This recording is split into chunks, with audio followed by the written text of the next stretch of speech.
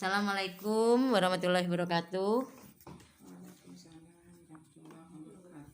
Maaf Bu mengganggu waktunya.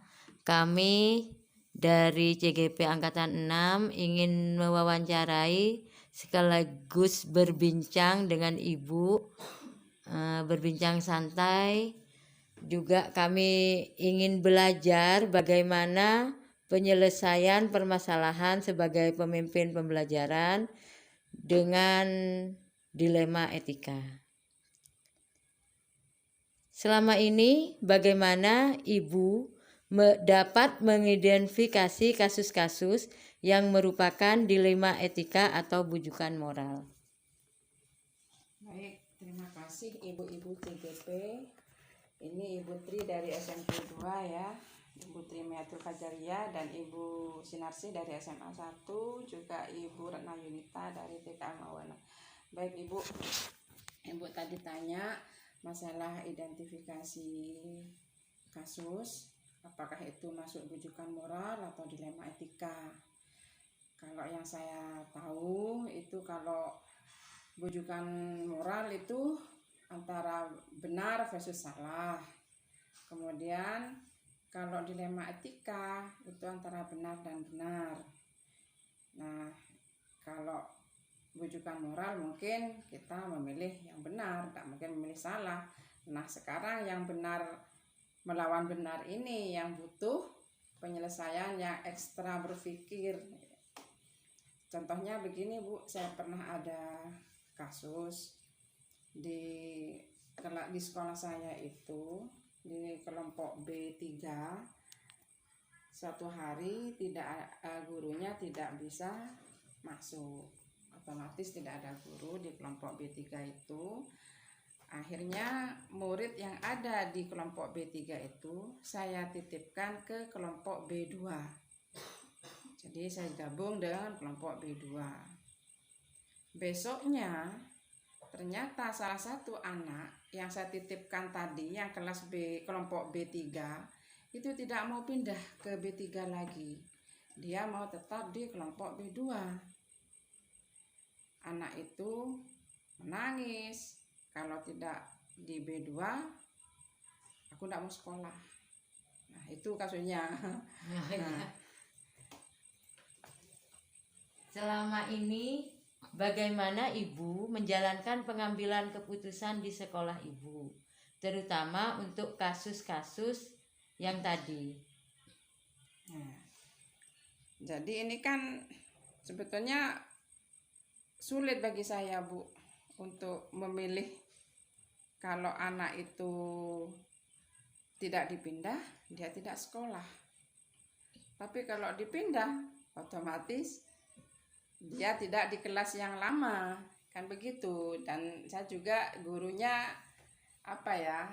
kekurangan murid, kan begitu Bu. Jadi di sekolahnya selama ini kekurangan murid ya? Enggak, maksudnya di kelas itu pas muridnya kurang, kan begitu. Iya. Di kelas B3 itu harusnya cukup. Kemudian karena dia mau pindah ke B2, jadi kelas itu kan pas kurang Bu muridnya gitu. Iya. Terus langkah apa yang bisa Ibu lakukan selama ini? Nah, untuk menyelesaikan masalah itu, akhirnya saya bawa anak itu dan juga ibunya dan juga gurunya, kita duduk bersama di sana. Saya tanya langsung ke anaknya, ada apa nak? Aku mau pindah ke kelas B2 Bu, bilangnya begitu. Kenapa kok mau pindah ke sana? Pokoknya aku mau pindah ke sana Bu, kalau enggak boleh pindah aku enggak mau sekolah. Nah, anaknya bilang seperti itu. Akhirnya ya saya juga bingung. Ya tadi itu anak juga enggak bisa disalahkan, mungkin dia merasa nyaman di kelas itu. Ya kami musyawarah dengan orang tua, dengan guru kelas B3, dan saya juga mengambil keputusan saya harus memprioritaskan murid. Saya harus berpihak kepada murid karena tujuan kami di sekolah itu kan mendidik murid, mendidik anak-anak kita. Jadi kita harus berpihak, harus mementingkan ini murid, agar murid itu merasa nyaman. Akhirnya yaitu karena anaknya sudah begitu, saya bawa anaknya ke kelas B2. Ya sudah, saya taruh di kelas B2. Ya. Jadi hal-hal apa saja yang selama ini Ibu anggap efektif dalam pengambilan keputusan, terutama pada kasus tadi itu, Bu? Ya, kalau saya selama ini dalam menyelesaikan masalah terkait kasus yang ada di sekolah, biasanya kami memang selalu duduk bersama dengan semua pihak yang terlibat dalam kasus itu untuk menyelesaikan masalah itu.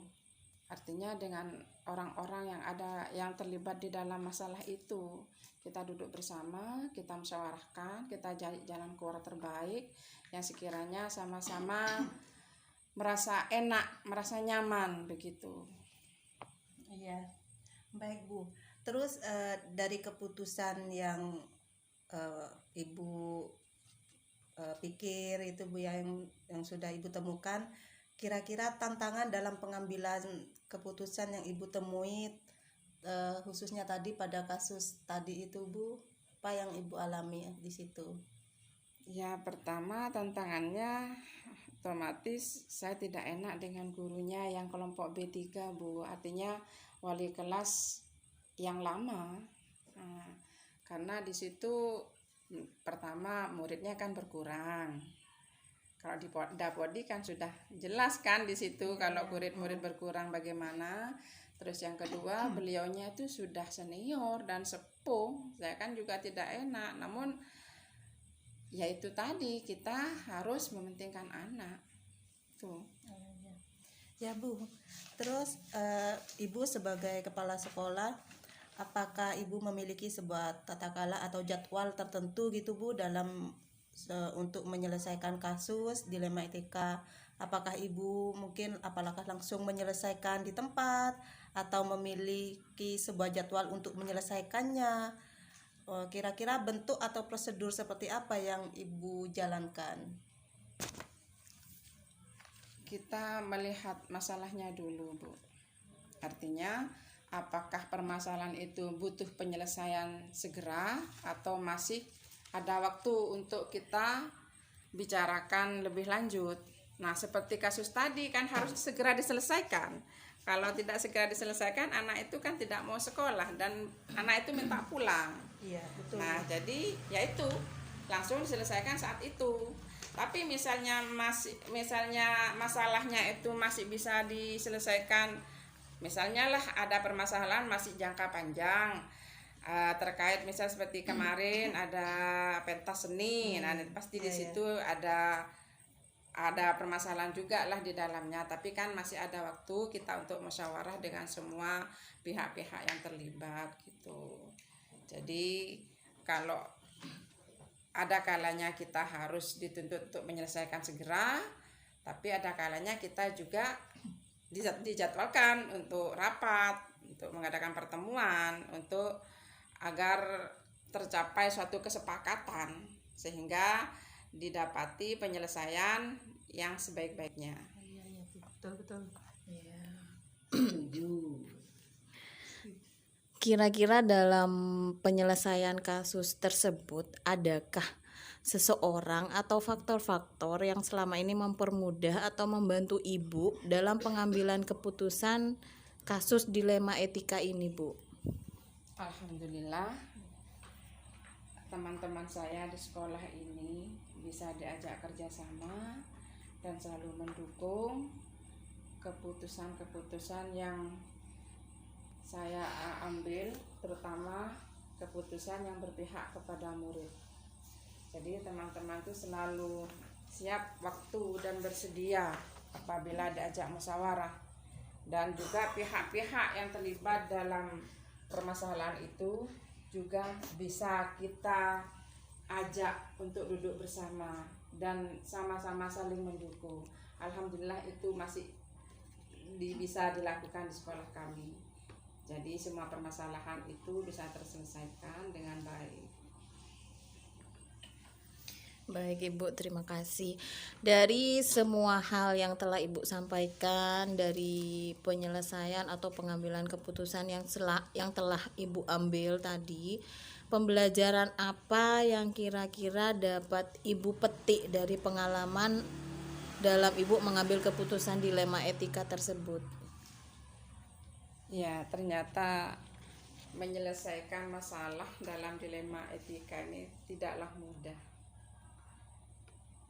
Karena menyangkut tadi tidak enak juga dengan gurunya kalau kasus seperti tadi. Namun apabila kita duduk bersama dengan pihak-pihak yang terlibat dalam masalah tersebut, kita mendiskusikan dan kita cari solusinya bersama, dan akhirnya juga dapat diselesaikan dan tidak ada ganjalan satu sama lain. Semuanya itu menerima dengan senang dan memahaminya, memakluminya, sehingga tidak ada lagi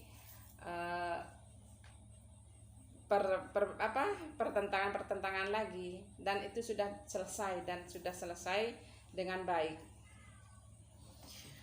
Baik Ibu, pastinya dari semua yang telah Ibu sampaikan ini akan sangat bermanfaat bagi kami bertiga, terutama dalam pembelajaran mengambil sebuah keputusan dilema etika ini.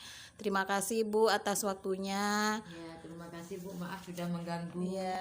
Ya, saya juga terima kasih Bu. Ini saya juga banyak belajar dari ibu-ibu CGP yang hebat-hebat. Baik Ibu, terima kasih. Assalamualaikum warahmatullahi wabarakatuh. Waalaikumsalam warahmatullahi wabarakatuh.